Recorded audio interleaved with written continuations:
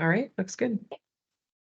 So hello, everyone, and welcome to the ARPA Healthy Homes Manufactured Housing Community Program webinar. My name is Rosalie Sharp. I'm an accessible assistance specialist at the Vermont Department of Environmental Conservation, which is within the Agency of Natural Resources, so Vermont DEC or Vermont ANR. Since there are many of us here today, please keep your microphones muted while others are speaking so that the sound works well for everybody. And I also want to note that throughout the presentation today, we'll be using the acronym MHC to refer to manufactured housing communities. Manufactured housing communities are sometimes known as mobile home parks, but our program prefers to use the term MHC, and we're using that to refer to the same communities.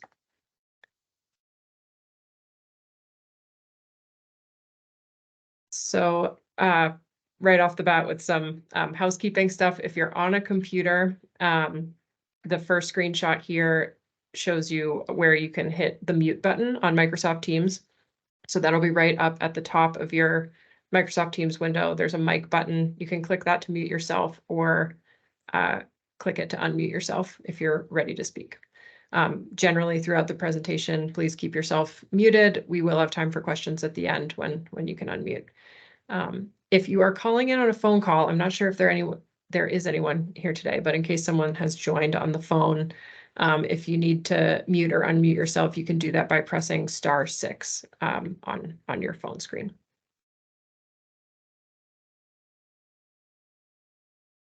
So this is what we're getting into today. First, I'm going to be providing a program overview and an overview of the application, which is currently open. And after that, we will transition to the Q&A period. So the first part of the Q&A period, we will be, sorry, just submitting one more person. There we go. The first part of the Q&A period, I'll be answering questions that we've received in the last couple weeks since the application opened. Then we'll accept new questions from the audience. And again, remember that these questions will be posted publicly if you ask them on the webinar, but they'll also be posted publicly in writing later on so that all applicants have access to the same information about the application. Rosalie, since the most recent person just joined by telephone, do you want to back up and just go over how to mute and raise their hand? Sure, yeah. I guess if you're on the telephone, you can't see the screen, but we're asking that participants in the webinar keep themselves muted throughout the presentation, and to control that on your phone screen, you can click *6 to unmute yourself, and then *6 again to mute yourself. So if you're on the phone, those are your mute and unmute instructions. All right. And we're not quite into the Q&A period yet. I'll do the program overview first, but when we do get to the Q&A period, we just have a few expectations for you all, which is if you want to ask a question, please use the raise hand feature in Teams.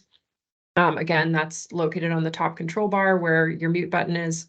You can also post questions in the chat at any point throughout the webinar. We'll address them at the end. And Margie will be monitoring the chat throughout the presentation. And if you're calling in from a telephone, you can press *5 to raise your hand and *5 again to lower it.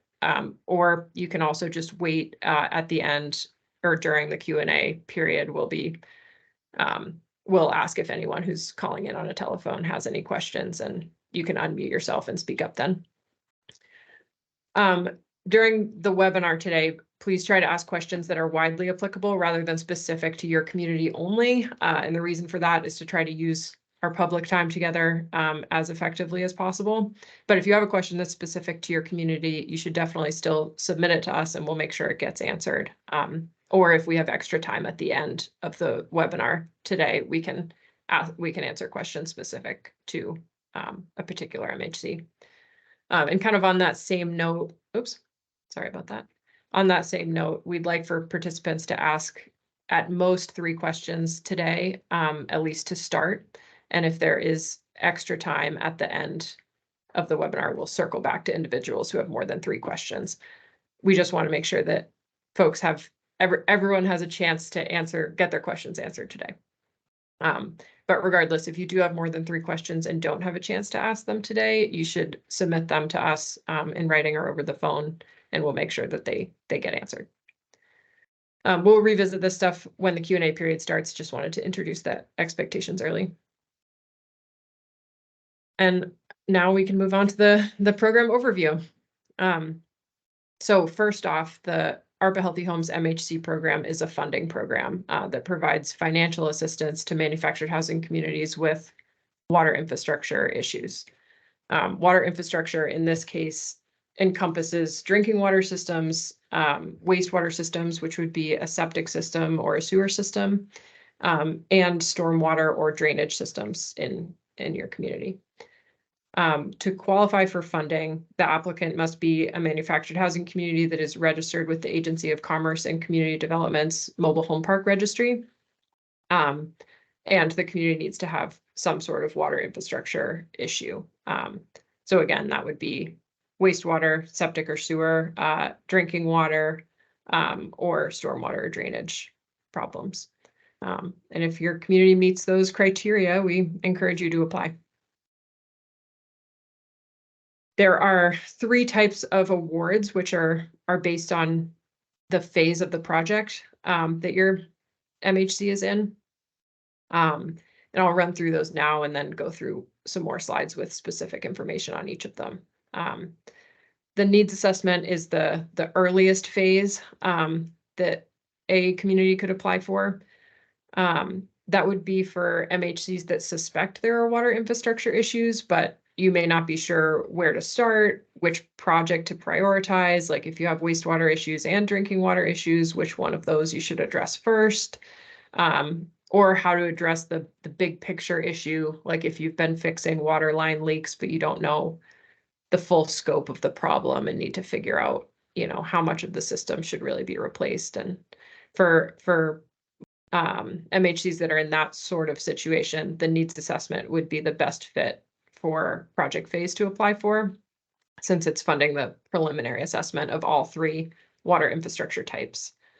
And within that assessment, you'd be provided with recommended improvements to address those issues. The next phase would be the technical assistance and permitting phase. That would be if your community has a project in mind, but isn't quite ready to start construction. So you might need more planning advice on the project. That would be technical assistance or design work to be done on a particular project, or need permits before you can start construction. Any of those sorts of things would fall under the technical assistance and permitting award phase. And then construction is fairly self-explanatory. If your project is shovel ready, you have the permits and designs you need to begin work, you would apply for construction funding.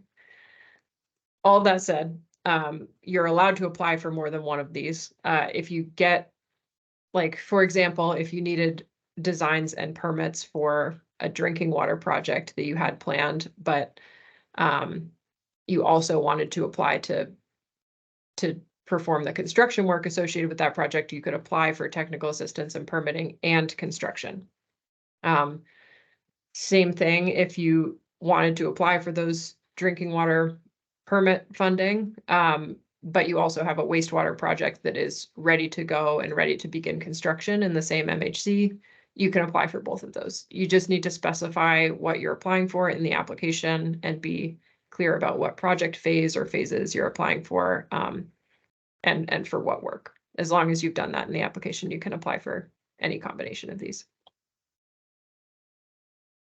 All right, so a little bit more on the needs assessment.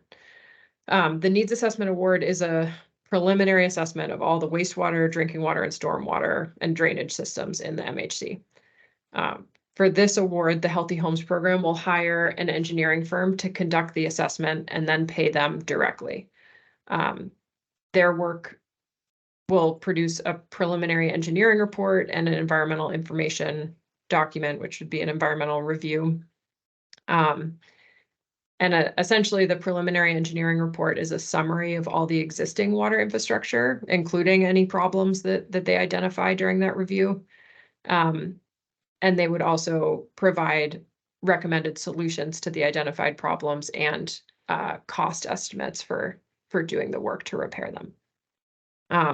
This is really useful to have to plan any project, but it's also for a lot of other funding sources other than healthy homes that are available to manufactured housing communities. It's a required part of the application for those. So that may or may not be applicable to your community, but it's a good thing to know, and it's a very useful document to have prepared. The other thing is during the needs assessment process, while the engineering firm is developing the preliminary engineering report, they'll be conducting community outreach, so hosting meetings with the park owner and meetings with the residents to discuss their plans, whatever their findings are, and the solutions that they've come up with. For technical assistance and permitting and construction awards. So if you're applying for either of those, the funding in those cases would be awarded directly to the manufactured housing community. So the state would not hire the contractor for you. And also with these awards, the manufactured housing community would need to hire their own engineer and then, like I said, hire their own contractor. Expenses within that can include design work or permit fees, like we talked about with technical assistance, also some level of planning work for a particular project. And then construction can include construction costs. There are potentially other costs that are eligible within that, but those ones hit the most common and probably what the vast majority of funding will go up to.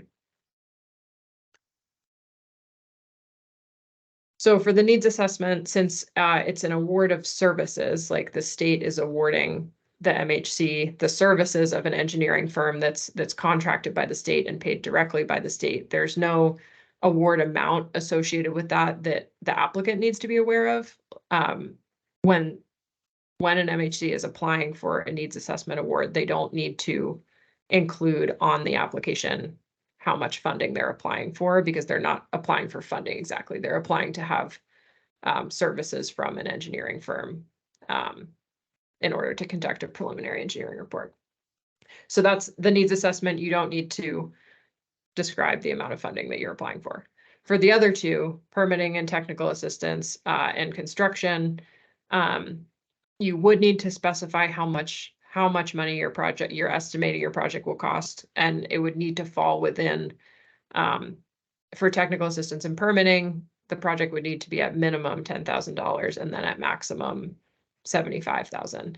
If the projects can cost more than these, but the maximums listed here are the amount that Healthy Homes can award per MHC. So that's technical assistance and permitting.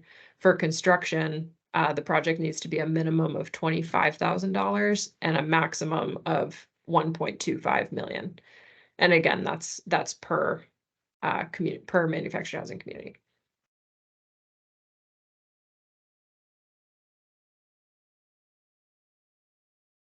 Some dates to be aware of.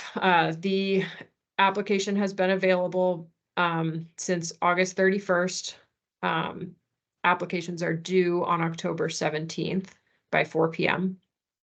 And you'll hear, if you've applied, you will hear from us, from the Healthy Homes program, no later than January 31st, 2024, with a notification that your application has been accepted for funding, and we'll begin working on drafting your agreement with the state. Another important deadline, perhaps not as important as the deadline for applications, but this one is important as well. If you have any questions, the deadline to submit a question about the application or filling out the application is this Friday, September 15th. And again, I believe that's at 4 p.m. I'll provide information later on. Actually, it'll be on the next slide as well, but at the end of the webinar on how to submit your application and how to submit questions. And both of those are to Mackenzie Boyle.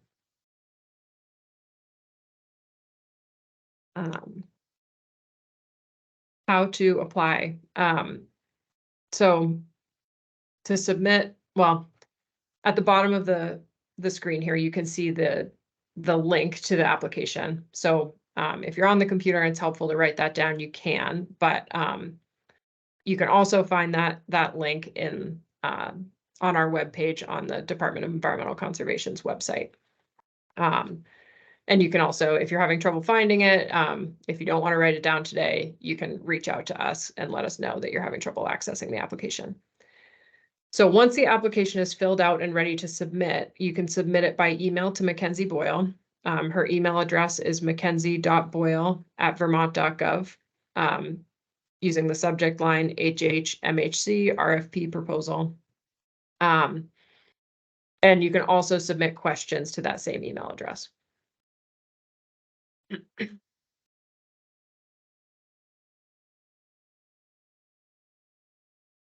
All right, so I'm going to go through some of the application materials here. So once you open the application, you'll see that there are several files associated with it. I wanted to explain what those are and why each is important, because really there's only two things that you'll need to look at, but you have to figure out which of them is applicable to you, which is what we'll go through today.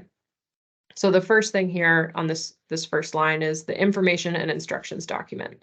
That's the first thing you'll need to find, and that's applicable to anyone who's applying to this program. It's basically information about the program and instructions on how to apply. There's a lot of really important information in there. So while there's nothing that you need to fill out in order to apply in the information and instructions document, everyone should absolutely read it because there's a lot of important information. And I'll go through those in the next couple slides so you can just have an intro to what's in there. The second thing that you'll need to be aware of is the application package itself. Those are labeled as attachment A, B, or C. And you need to select which one of those application packages is appropriate for your manufactured housing community, and that's based on the ownership type. So attachment A is for any community that is resident owned, meaning that at least one resident has an ownership stake in the MHC as a whole. Typically, that's the case most often for resident owned cooperatives, but it could also be the case for a private or nonprofit owned MHC if one resident had a stake in the entity that owned the community. So if you're in kind of a gray area with that, reach out to us and we can help you figure out which one is the most appropriate. Attachment B is for nonprofits or similar entities. And attachment C is for private for-profit businesses that own MHCs. I kind of got into this. I want to recognize that these aren't perfect boxes that MHC owners fit in, and you should do your best to select the attachment or application package that is the closest fit for your community's ownership structure. If you aren't sure, reach out to us. We'll be able to help you figure out which one is the best fit.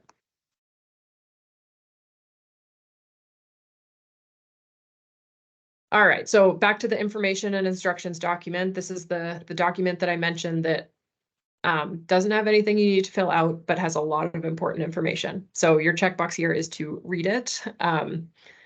And the screenshot on the slide here is just showing you what that document looks like. So as you're going through the application materials, you can recognize this.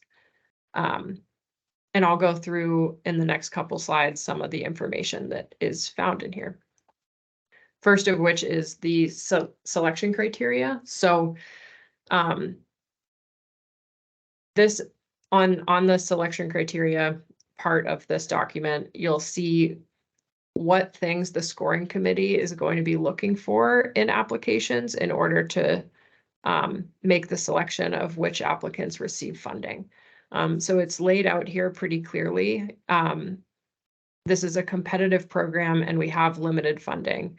You want to make sure that your application is as strong as it can be, and the selection criteria show you how to do that.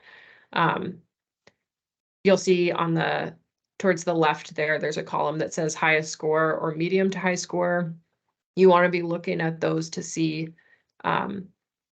because they describe what needs to be in your application in order to get a high score. So it's public information and it's open to anyone. It's in the application materials, but you need to make sure that you read it in order to get an idea of what you should be putting in your application.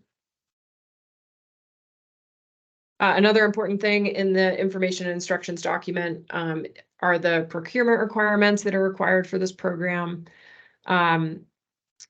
So for any MHC that receives technical assistance in permitting or construction funding, you would be responsible for hiring your own contractor or engineer. Procurement requirements are basically the requirements that we have on how you do that.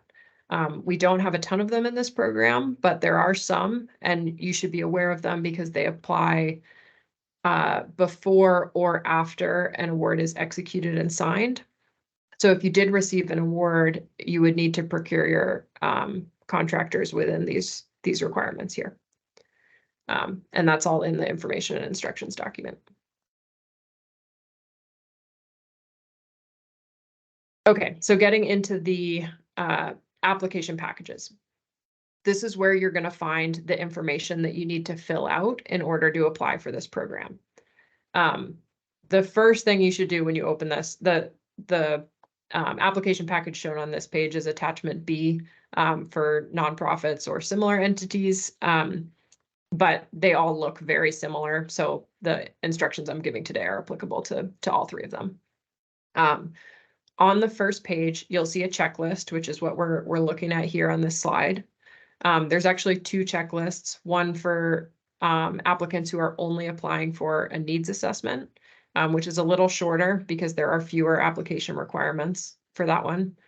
And then the technical assistance and permitting and or construction application checklist is a little bit longer. So you'll just want to select which one of those checklists is applicable to your application, review what the requirements are in that checklist, and then start going through compiling what you need and filling out the forms that you need to submit.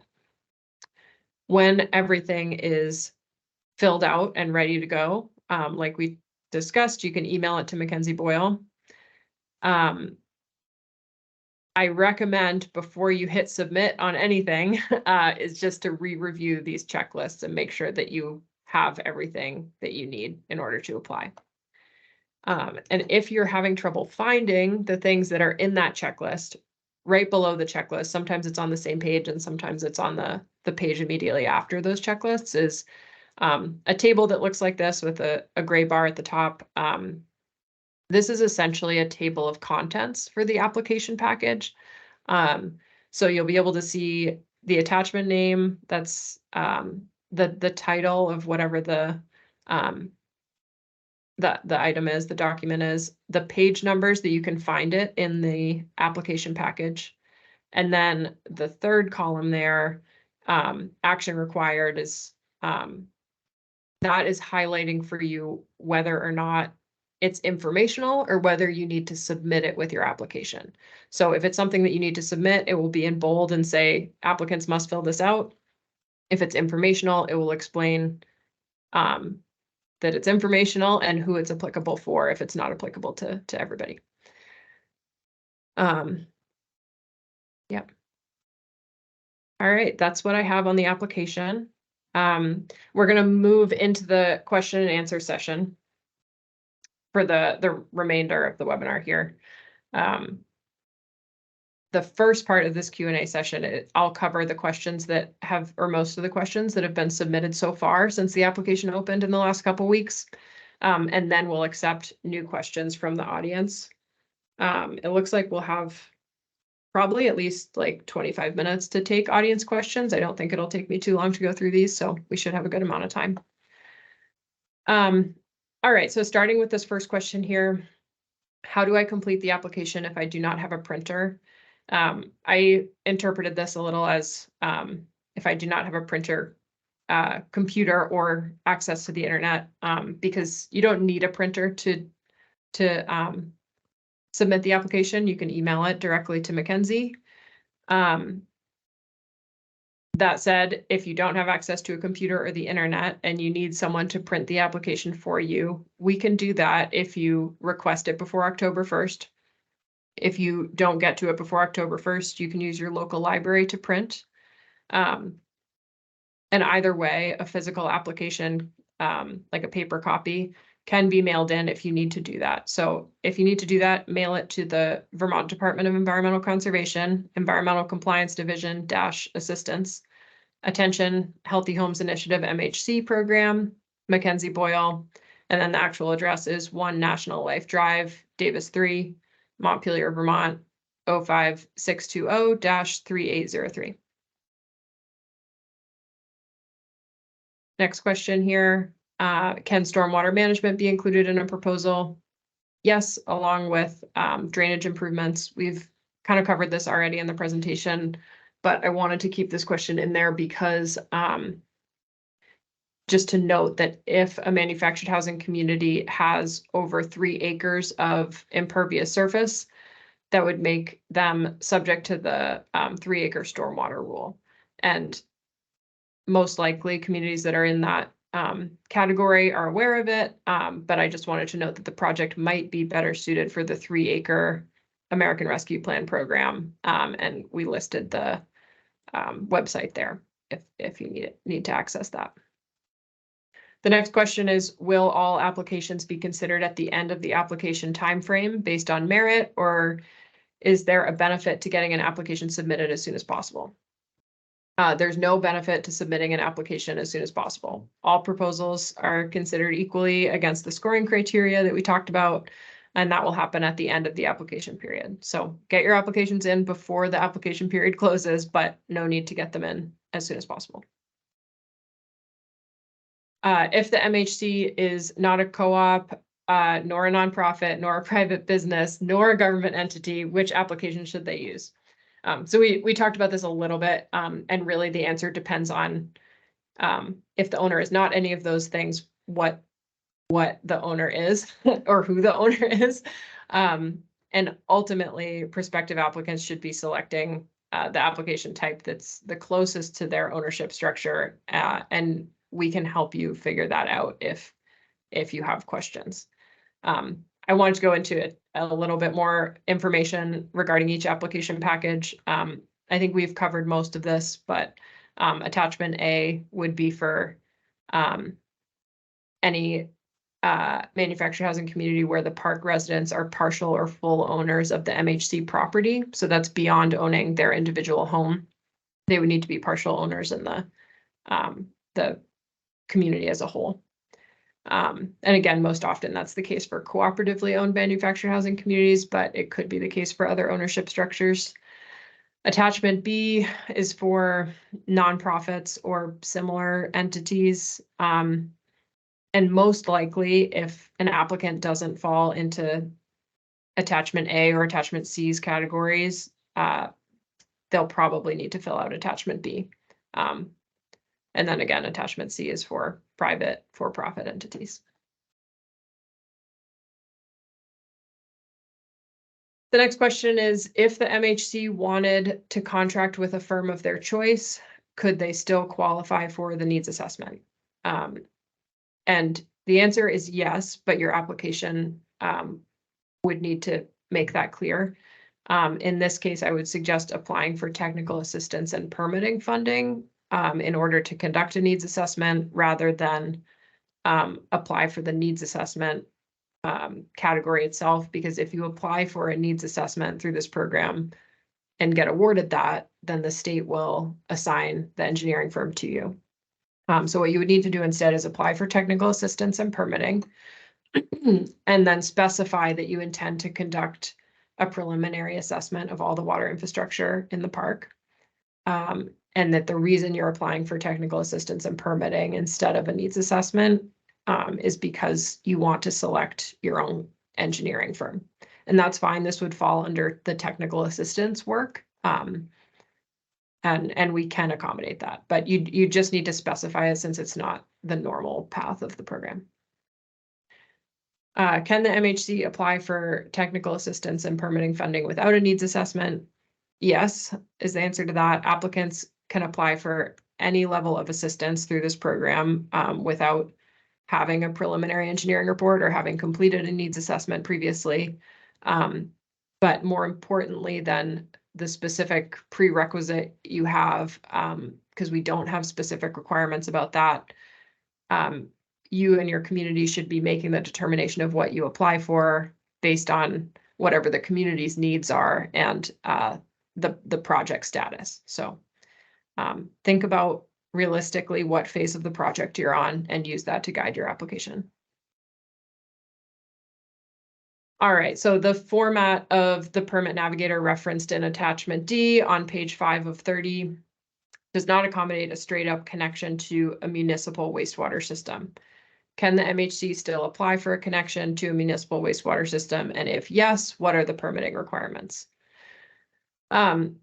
So yes, that is absolutely an eligible project. You could apply to connect to a municipal wastewater system. Most often that is the case for communities that are replacing failing or out of date on-site septic systems and are able to hook up to their municipal wastewater system. In terms of permit navigator, our advice with that is applicable to anyone if anyone is struggling to use permit navigator.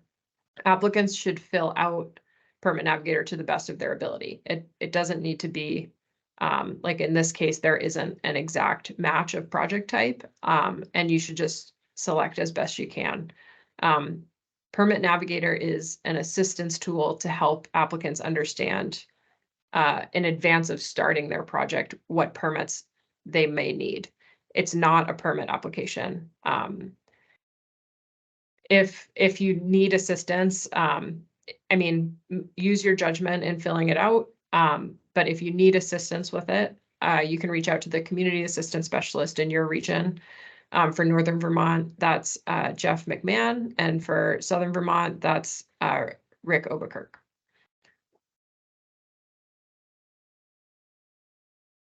All right, we can move on to audience questions now. Quick reminder to raise your hand so we can try to stay organized and make sure everyone gets a chance to speak. And then limit questions to those that are widely applicable, if possible. And if we have extra time, we'll circle back. And the last one was try to keep it to 3 questions or less.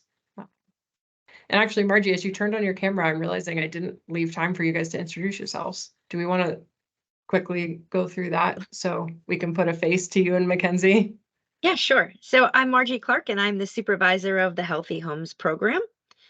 I work closely with Rosalie and Mackenzie on this. And after Mackenzie's done introducing herself, Rosalie, there's already a couple questions in the chat that I can read to you, okay? Okay, sounds good. Hi, Mackenzie? I'm Mackenzie. I'm a program technician for the Grants Out team within DEC. So I will be helping administer an award should you be accepted into the program. Great, thanks guys. All right. Rosalie, the first question in the chat is, would you please clarify what is meant by an MHC span number? Yeah, so a span number is basically the number of your property. Any property in Vermont has a span number associated with it.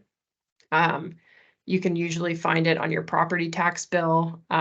You could find it, there's some like parcel data online that you could find it in, but I've heard it described as a social security number for a parcel of land.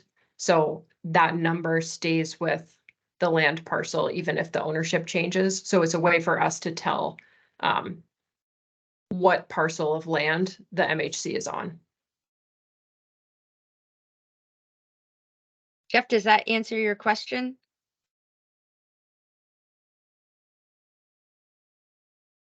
Okay. And the next question was, Willison Woods Cooperative is privately owned, but the state of Vermont considers us a for-profit. Which do they check off? I think I would need to know a little bit more about the ownership. My understanding is that and I may be wrong about this, I think that Williston Woods is, residents of the MHC are owners of the property. So if there's anyone who lives in the MHC who owns partially or fully owns the property as a whole beyond like their individual home, they would want to fill out it's attachment A, which is for resident-owned cooperatives or similar. Does that answer it?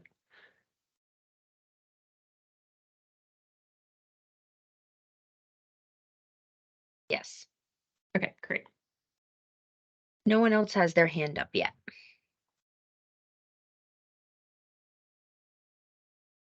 Oh, Tim. Hi, good afternoon. Thanks for your time. I think I know the answer, but I just want to confirm if we want to apply for more than one type. So, for example, the engineering or technical assistance and construction, it would all be in one application, right? We don't submit multiple. Yeah, so you should submit one application per MHC. So if a MHC owner owns several MHCs, you should submit separate applications for each community. But you're exactly right that for projects, you should submit those on the same application. Okay. Some of the space for written answers on the application is limited, or it's limited on the form. It's not actually limited. You can attach, whatever written out answers you want to have in there if you need more space. So Thank you. I have one more question. I can wait until somebody else does, or that's fine. You can go ahead. okay.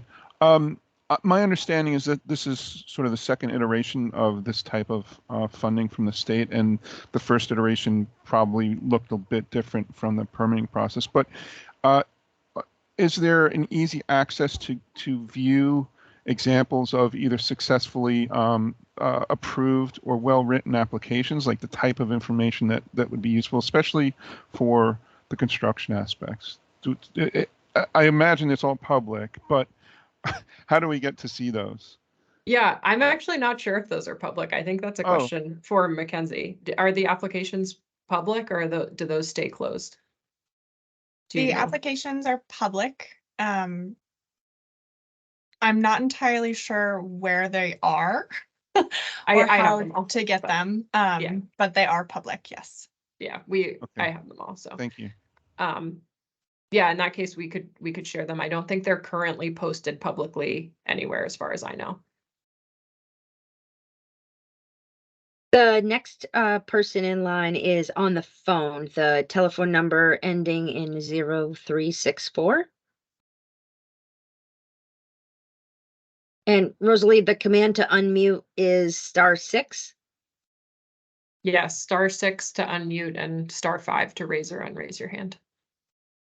I can unraise it, but if you can unmute person on the phone.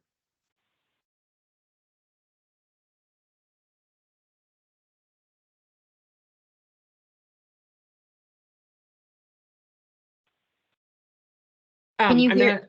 Can you hear us? The person 0364. Can you hear us? Do you have a question? Yes, I do. I'm curious, is there an approved format for the request for proposals and the procurement standards that you refer to? Yeah, so the request for proposals, that just is fancy wording for our request for you to put in an application. So the application itself that we talked about today, that's the request for proposals, and you filling it out is your proposal. I think he means during the procurement process. Oh, I see what you're saying. Am I correct? Yes. Okay, gotcha. There's not a standard for the request for proposals that you put out. There are some requirements based on the amount of funding that you would be including in that contract that you're procuring for, on how you go about procurement, but there's not a template for an RFP, a request for proposals. You should review those. That's all in the information and application information about the application document.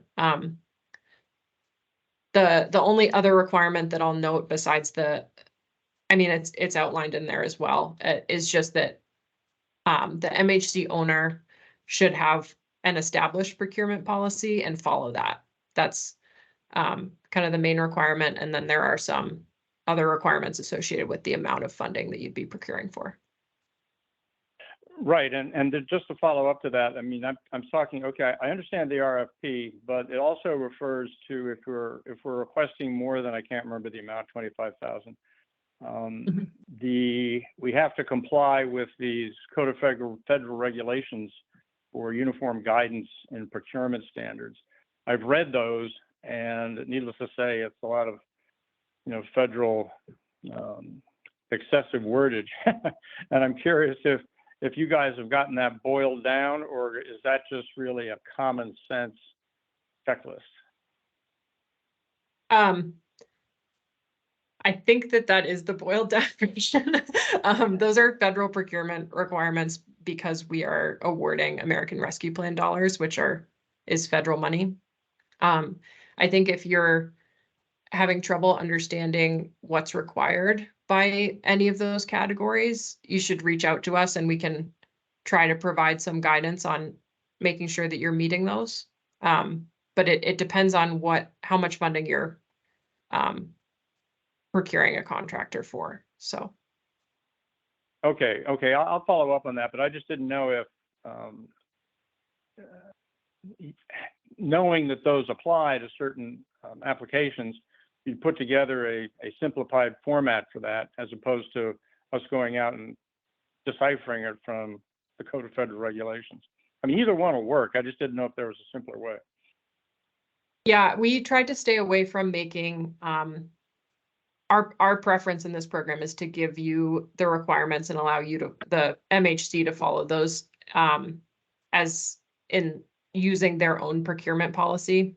And part of the reason for that is that if anyone is also getting funding from another program, if we put in place requirements for that aren't things that we have to require, like if we put in place a procurement policy that you had to follow, it may conflict with other funding programs. So we're trying to make this as flexible as we can, given the requirements that we have to administer federal funds.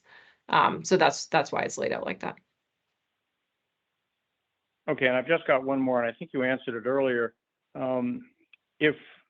Because the filing deadline is October 17th, and it might be terribly difficult to get specific contractor bids finalized, how should we as an applicant try to determine how much of an award are we asking for? I mean, the safe bet would be to ask for the most that's available, but I don't necessarily know if that's the responsible way to do it. Yep, the answer kind of has to be do the best you can. You can see if you can get an estimate on the project from a contractor without, putting the project out to bid. That some contractors will be able to do that for you. It's not always possible. Or an estimate of probable cost rather than an actual bid. We don't, in your application, as close as you can get to the amount of funding you need will serve you the best in the long run, because I mean, you'll be submitting an application that is as accurate as possible. Yeah. Okay. That's good. That's kind of the best I can do with that. You can submit it for the full amount. And I would just review the selection criteria and look through that and use that to shape your application as well as you can. Okay, because I would assume, we shoot for a number that's safe and then wait until we got more details. And I gather that would take place after the grant was approved. In other words, we could actually reduce the amount of the grant just because we don't need the money. Right. I mean, that's possible. Like if you only spend some of the money that's been awarded to you, that's fine. Yeah. Okay. Okay. Jeff is the Margie. next person with his hand up. Thank you. Rosalie, this is Jeff Peck. How are you? I'm good. Thank you. I want to follow up a question that Tim asked before about the number of applications that needed to be submitted. You indicated that you could submit one application and ask for both design and permitting as well as construction. But if you were attempting to do a design project on, say, wastewater and a construction on drinking water, would that require two separate applications? I think the answer is yes.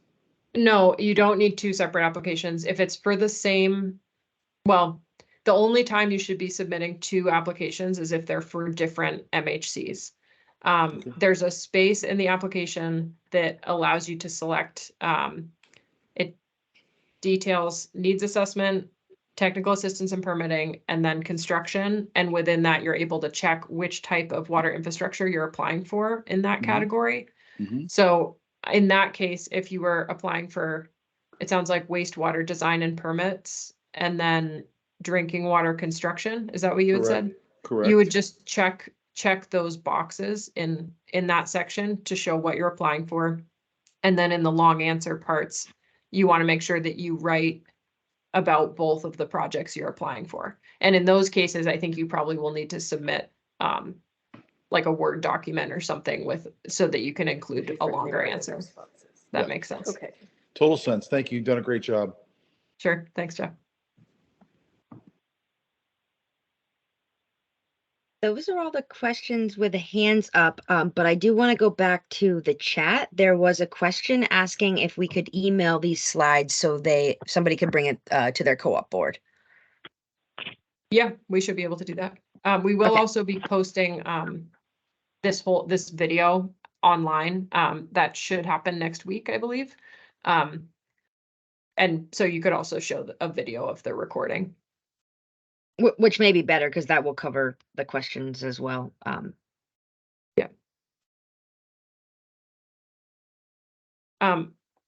Well, I'm not sure if there's another question here, but I did just want to change the There's no slide more and- questions yet. Okay.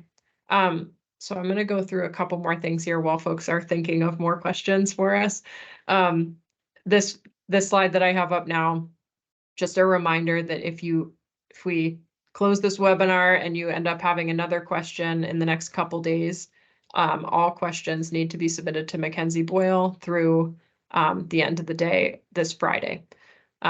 So her contact is up on the screen here. For those of you on the phone, it's mackenzie.boyle@vermont.gov, or you can call her at 802-461-6175. And there's a link to where all the questions will be publicly available. It's the same place that we post the application. So sometime next week, we'll try to get those posted publicly. And then same thing, I just mentioned, the video recording will be posted on our website. I'm going to go back to this slide in case anyone needs to write down Mackenzie's contact info or those websites, but I did also want to just throw out that if your project, if you think your project is going to go over the amount of funding that Healthy Homes has available, I wanted to just highlight some other programs that can provide funding to mobile home parks, and they may or may not be applicable to your community depending on ownership structure or project, several factors, but it may be worth looking into some of these if either if you don't get funding through Healthy Homes or if you need supplemental funding. So I'll leave this up for a minute and then go back to the contact information slide. Has anything else popped up in the chat, or are we, wow, really answered all the questions this year. It's great. All right, I'm gonna head back to the contact info slide and leave that up. This slide has my information as well. Since I'm on the scoring committee, I can't answer questions during the application phase, but once the application period has closed, you can email me about the program.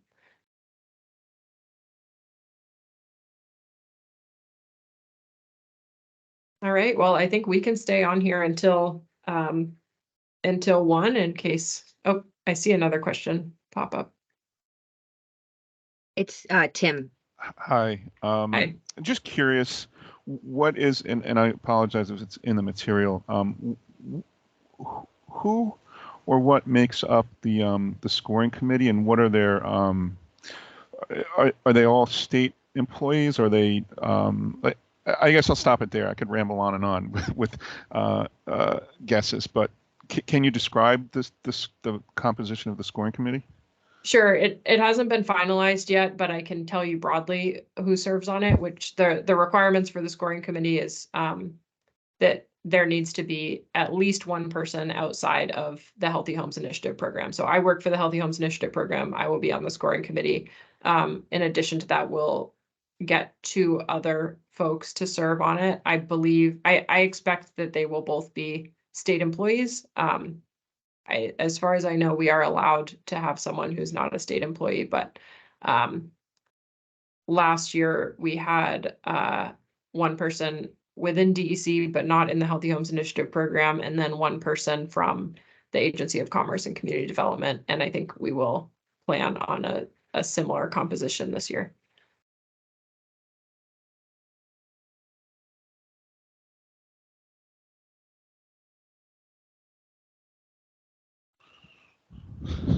And Tim has another question. I don't want to take up everybody's turn, but I'm just curious about the process.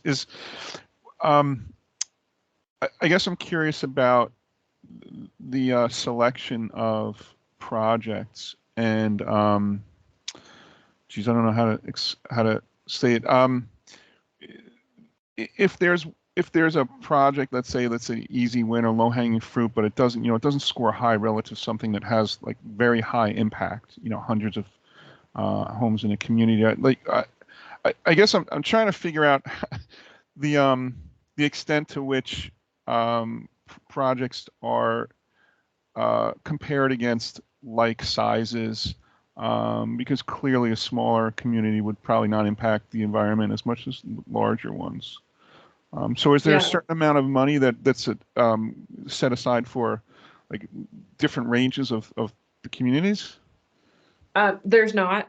My best suggestion is to review the scoring criteria as closely as you can. There is some information in there, or some criteria in there about population, which would be impacted by the community size. And then again, it's environmental impact, but I would say that's not always correlated with size of the community. So I think the best thing that you can do if you're wondering how this works is to review the scoring criteria, because the scoring committee, what we're going to do is read applications and each score them as best we can on all of the factors that are laid out in that information and instructions document. And then we'll average our scores and then discuss them. There is, some degree of wiggle room within that. Like if the top 3 projects are all $1.25 million projects and we don't have enough funding to award other high dollar value projects, then there could be some discussion there so that we can get all of the funding awarded. But we generally would stick to all of the scoring criteria and go based on that. Thank you. Yeah. We have 4 minutes left if there's someone else who would like to ask some questions. Is there anybody on the phone that would still, I think we only have one person on the phone and they asked a question already, but if you'd like to ask a question, unmute and feel free to talk.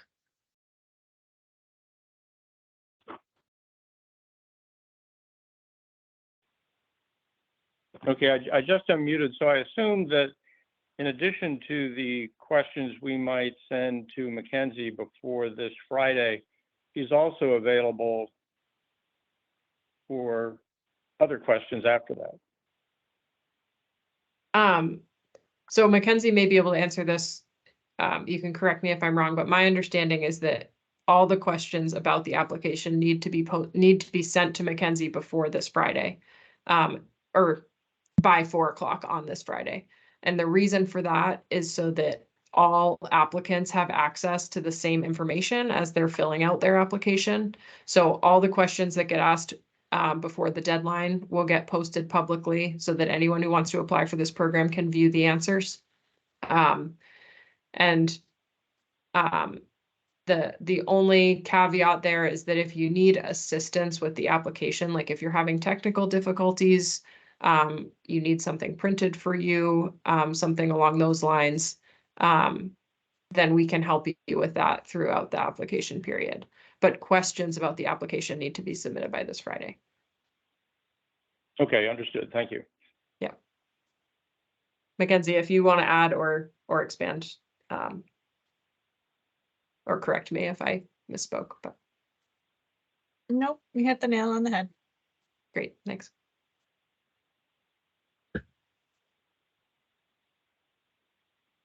I'm reviewing the chat one more time. I don't see anything new, Rosalie. Okay. Well, I think we're at 12:59, so by my watch, so 12:58 by my computer's clock. We can hang out for a couple more minutes in case anyone has any more questions. But if not, you're welcome to hop off, and thank you all so much for coming. Yes, thank you. It's been good.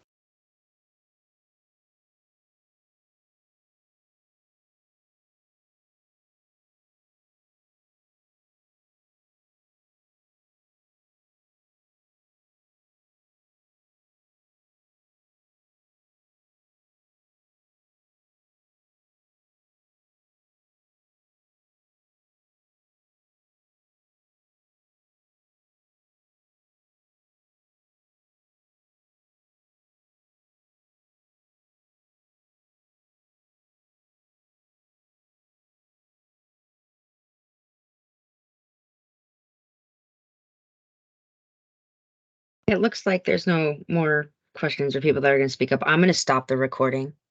That sounds good. And it's actually 1 p.m. So thank you everyone for coming. We really appreciate it, and reach out to Mackenzie if you have any more questions.